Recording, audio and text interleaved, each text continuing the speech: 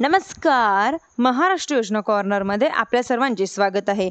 आजच्या व्हिडिओच्या माध्यमातून आपण बघणार आहोत की खरीप पीक विमा म्हणजेच की 2024च्या वाटपाच्या संदर्भातील एक अतिशय महत्त्वपूर्ण अपडेट आपण आजच्या व्हिडिओमध्ये जाणून घेणार आहोत.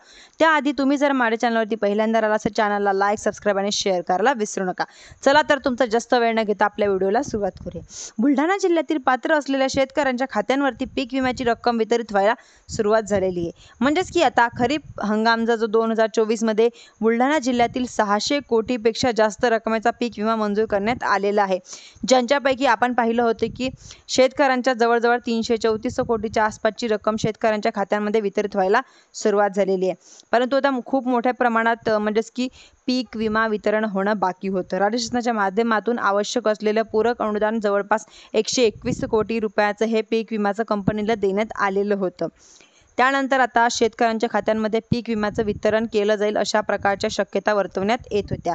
परंतु पीक विमा कंपनीच्या माध्यमातून शेतकऱ्यांच्या खात्यांवरती पीक विम्याचं वितरण व्हायला सुरुवात आलेली नव्हती. त्यांच्याबरोबर शेतकरी नेते रविकांत तुपकर यांच्या माध्यमातून एक मोठा आंदोलन करण्यात आलेला होता. वेळोवेळी यांचा पाठपुरावा करण्यात आलेला होता. श्वेता महल्ले असतील किंवा जिल्ह्यातील असलेले रोग प्रतिनिधी असतील यांच्या माध्यमातून देखील वेळोवेळी हे पाठपुरावा केला जात होता. म्हणजेच की आता अखेर मंजूर असलेला हा जो पीक विमा आहे या पीक विम्यापैकी आता 212 कोटी रुपयाचं पीक विम्याचं वितरण हे बुलढाणा जिल्ह्यातील शेतकऱ्यांच्या करायला सुरुवात करण्यात आलेली आहे. म्हणजेच की आता 68,000पेक्षा जास्त शेतकऱ्यांच्या खात्यांवरती या पीक विम्याचं वितरण व्हायला सुरुवात या ठिकाणी झालेली आहे. तर 40 ते 45